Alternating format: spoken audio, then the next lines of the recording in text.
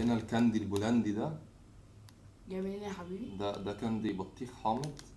طلع لقيته فين؟ لقيناه في الشارع وقلنا نجيبه ايه، نكسب فيه ثواب ونعمل له ريفيو. اهو الكيس ده 2 جنيه؟ ب 75 جنيه. خلاص بيضحك عليك. سينما يا ابني، سينما طبيعي.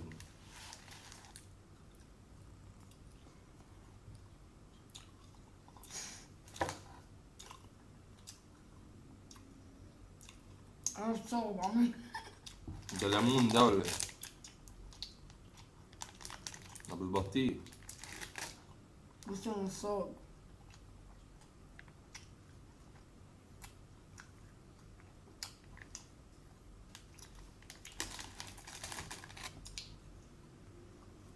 طعمها حامض بس حلو. لو عندكم طفل صغير كده زي ايه مروان بوهاتوها له. اه تديها كم من 10 يا مروان؟ 8 10 وانا اديها 9 من 10. يلا يا جماعه، لو شفتوا البتاعه دي وما تشتروهاش تاني.